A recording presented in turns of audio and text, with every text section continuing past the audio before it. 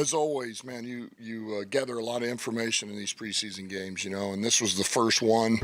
There was a lot of guys that, most of them, all of them, you're wanting to see how they respond to a game like this. And so I would say we learned a lot on some guys, and I just told them that this is where you, as long as you want it and you're willing to work, you don't go in the tank for mistakes, you improve. Listen to the coaching and work at it, and you grow. So, never... certainly wasn't our best performance, but man, there were some guys that showed up, and it's going to be great tape for us to evaluate. Dan, just give us a quick injury update on some of the guys, including Hendon, who left after his long series. Yeah, he got a concussion. So he's obviously he's in the protocol and he'll be evaluated. I don't know how long it's going to be. I know he got his bell rung.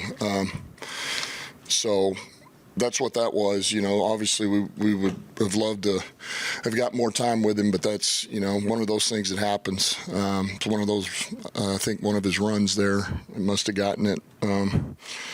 Bada had an Achilles. Galvin looks like it's a knee. Those could be significant. Green had a concussion, kind of a neck concussion. I think he and Hooker are kind of in the same boat. Not sure how long this will be, but they both, Houston was dealing with kind of the same knee that's bothering him, kind of got a bone bruise in there. So that shouldn't be a long-term thing. Norris had a little hamstring, and then Nate Lynn has a shoulder. So really, I think it's Green and Hooker. Not sure how long, and then like I said, Bada and Galvin, I think could be long-term. We're heading and got possibly one of the runs. It's a really exciting play. It probably gets guys amped up when your quarterback runs over a safety. But as the coach, how much do you want to coach that out of him when he's clear? And well,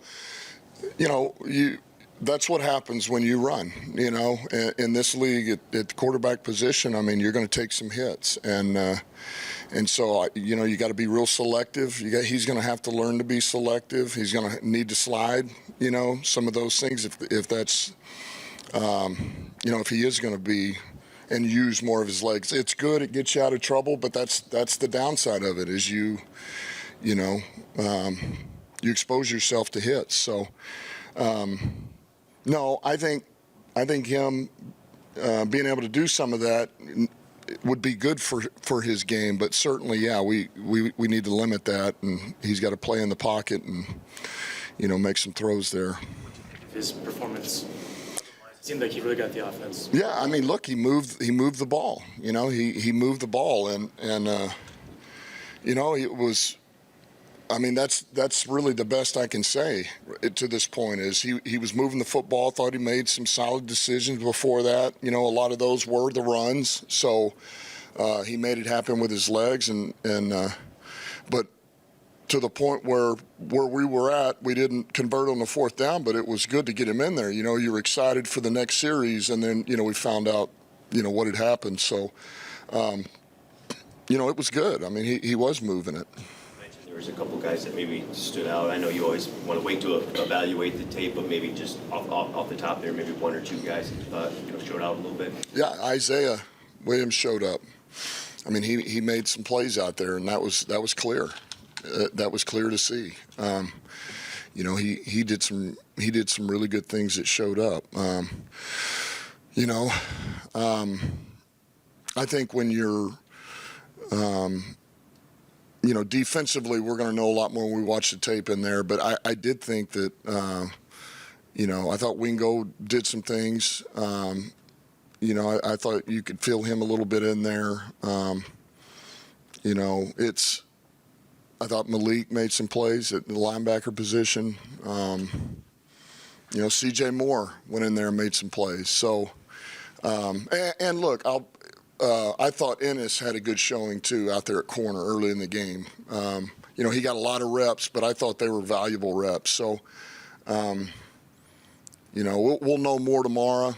But I felt like those are kind of some guys that stood out just from afar.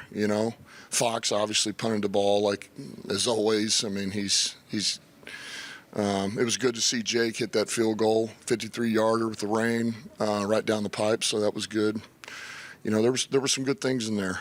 Hockey had some nice runs Yeah, too. he did. Vaki had some good runs, absolutely. And the hard thing was offensively, you get this kind of weather, it's not an excuse, but you got to get the run game going, and we weren't quite able to really turn it over. And so, that doesn't help with the pass game, especially in this weather. And, if you're a little bit inaccurate or not quite on, it's hard to get your pass game going. So really, it started with a run game, and I know we can be better there,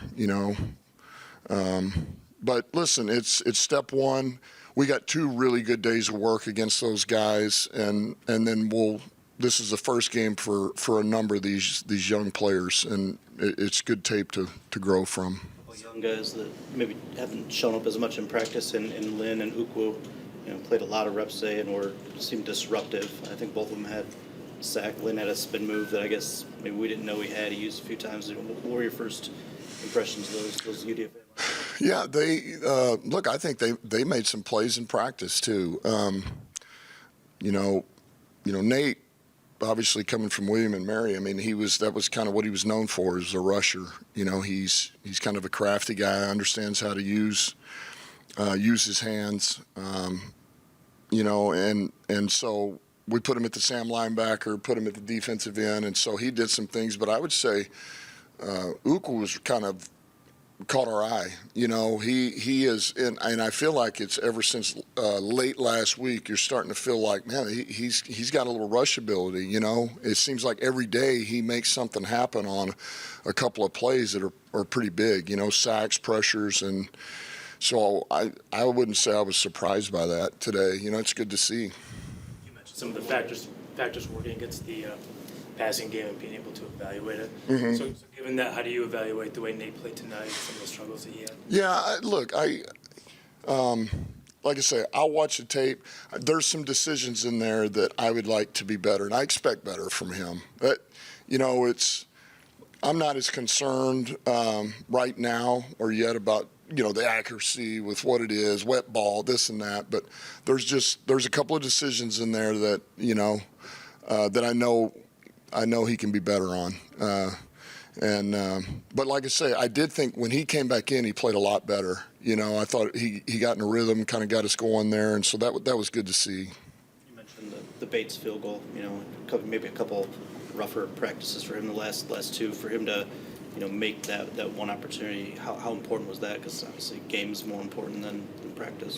Yeah, anytime it's like small victories, right? That's how you gain confidence, is a demonstrated ability to do it. And so we told him after the scrimmage the other day, hey man, we're sticking with you, we're going to give you a chance to grow here, let's see how you respond. And he was told that. Phip told him, and I told him, and so I thought it was encouraging, really, the last 2 days, and then tonight to watch him step up and hit that.